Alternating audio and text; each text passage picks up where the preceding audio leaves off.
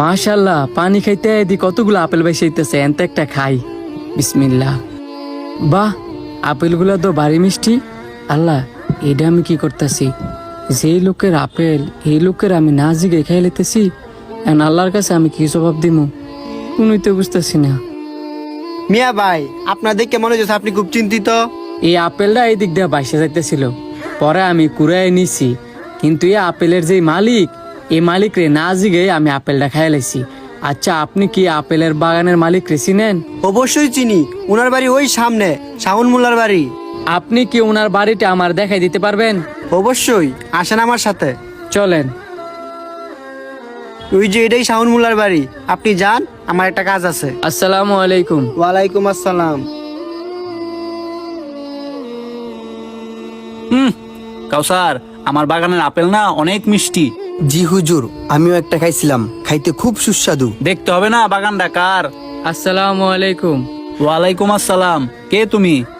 আপনি আমাকে চিনবেন না, আমি একজন রাস্তার পথিক, কিন্তু আপনার কাছে আইছি আমি একটা অপরাধ করছি বলে। তুমি অপরাধ করছো? অপরাধ করে আমারও নাইছো? তা কি অপরাধ করছো কওছে শুনি। হুজুর, এই আপেলটা পানি দিয়ে যাওয়ার সময় আমি কুড়ায় পাইছি, কিন্তু এই আপেলের বাগানের মালিক যে আপনি, আপনার কাছে অনুমতি ছাড়াই আমি আপেলটা খাইছি, আর এটাই হচ্ছে আমার অপরাধ। এটা অপরাধের কি আছে? আপনি তো হুজুরের বাগানের ফল চুরি করে খান নাই, কুড়িয়ে খাইছেন। এই তুমি চুপ থাকো। অবশ্যই তুমি অপরাধ করছো। আগে পুরোটা আপেল খাও, পরে তোমার বিচার করতেছি। আপনি যা বলবেন আমি তাই করব। আচ্ছা, আমি খাইতেছি। আমি তো মনে মনে তোমার মতো একটা সৎ ছেলে খুঁজতেছিলাম, যাক অবশেষে তোমারে পাইলাম। হুজুর, আমার খাওয়া শেষ, আপনি এখন যা শাস্তি দিবেন তাই আমি মাথা পেতে নিব। তোমার প্রথম শাস্তি, আমার আপেল বাগানে বিনা স্বার্থে 12 বছর কাজ করতে হইব। আমার দ্বিতীয় শর্ত, আমার একটা মেয়ে আছে, আমার মেয়েরে তোমার বিয়ে করতে হইব। আমার মেয়ে দেখতে সুন্দর না, চোখে দেখে না, কথা বলতে পারে না, ভালো করে হাঁটতেও পারে না। হুজুর, আপনার সব শর্তে আমি রাজি আছি। আপনার মেয়েকে আমি বিয়ে করব, 12 বছর আপনার বাগানে কাজও করব, কিন্তু হুজুর আমার কিন্তু আপনার মাফ করে দিতে হইব। অবশ্যই আমি তোমাকে মাফ করে দিব। আমি যে শর্তগুলা দিছি আগে সেই শর্তগুলা পূরণ করো, আর আজকে আমি আমার মেয়েকে তোমার সাথে বিয়ে দেব। তুমি নিজেকে প্রস্তুত করো। জি হুজুর। কাউসার, তুমি আমার বেগমের কাছে যাও, গিয়ে আমার মাকে বলো রেডি করে দিতে, আর ওকে তোমার সাথে করে নিয়ে যাও, ওর রুমটা দেখায় দাও। জি হুজুর, যাচ্ছি। আসসালামু আলাইকুম, আপনি চলেন আমার সাথে। আসসালামু আলাইকুম। ওয়ালাইকুম আসসালাম। আসসালামু আলাইকুম। ওয়ালাইকুম আসসালাম।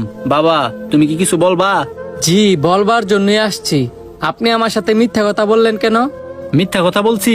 কি এমন মিথ্যা কথা বলছি বাবা? আপনি বলছেন আপনার মেয়ে সুন্দর না, চোখে দেখতে পারে না, কথা বলতে পারে না, ঠিক মতো হাঁটতে পারে না, কিন্তু আপনার মেয়ে মাশাআল্লাহ অনেক সুন্দর, চোখে দেখতে পারে, কথা বলতে পারে, ঠিক মতো হাঁটতেও পারে। তাহলে হুজুর আপনি আমার সাথে মিথ্যা কথা কেন বললেন? আমার মেয়েকে আজ পর্যন্ত আমি ঘর থেকে বেরোতে দেখি নাই, সেই জন্য বলছি সে হাঁটতে পারে না। আমার মেয়েকে আমি আজ পর্যন্ত কারোর সাথে কথা বলতে দেখি নাই, সেজন্য সে বুবা। আমার মেয়েকে আজ পর্যন্ত কোনো পরপুরুষ দেখে নাই, সেই জন্য বলছি সে সুন্দর না। আমার মেয়ে আজ পর্যন্ত কারো দিকে তাকায় কথা বলে নাই, সেই জন্য সে অন্ধ। এবার তো তুমি বুঝলা আমি মিথ্যা কথা বলি নাই। আর হ্যাঁ, আরেকটা কথা, আজকে থেকে তুমি স্বাধীন। হুজুর আপনাকে অনেক ধন্যবাদ। তাহলে আমি আসি। আসসালামু আলাইকুম। ওয়ালাইকুম আসসালাম।